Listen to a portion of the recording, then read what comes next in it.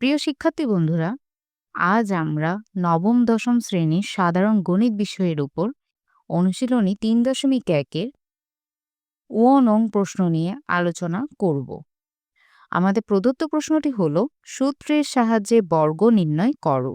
3b minus 5c minus 2a।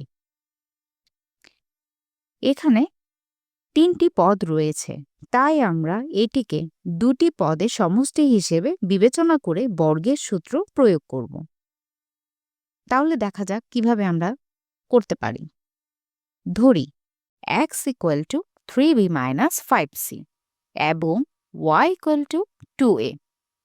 এখন x minus y equal to 3b minus 5c minus 2a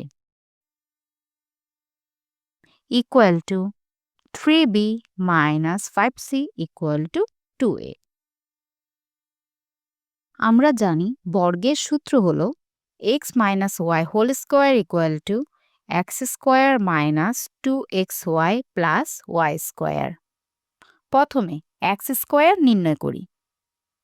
এখানে x square equal to 3b minus 5c whole square. এক্ষেত্রে আবার বর্গের সূত্র প্রয়োগ করতে হবে। 3b minus 5c whole square equal to 3b whole square minus 2 into 3b into 5c plus 5c whole square equal to 9b square minus 30bc plus 25c square. এরপর আমরা 2xy নির্ণয় করি।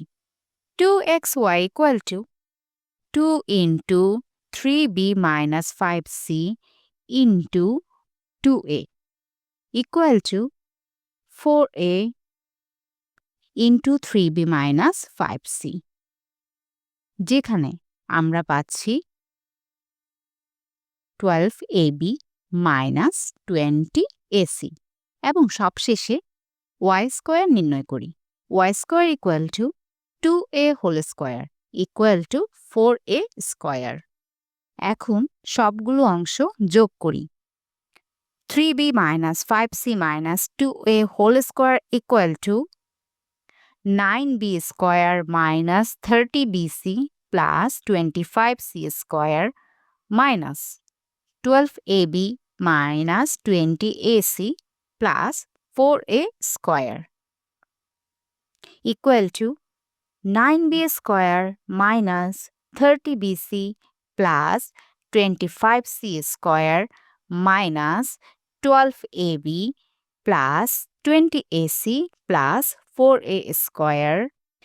অতএব এটি হচ্ছে আমাদের ফাইনাল আনসার। আশা করি তোমরা সবাই বুঝতে পেরেছ। যদি কোনো প্রশ্ন বা কনফিউশন থাকে তাহলে আমাদের ওয়েবসাইটে অথবা ফেসবুক পেজে যুক্ত হতে পারো।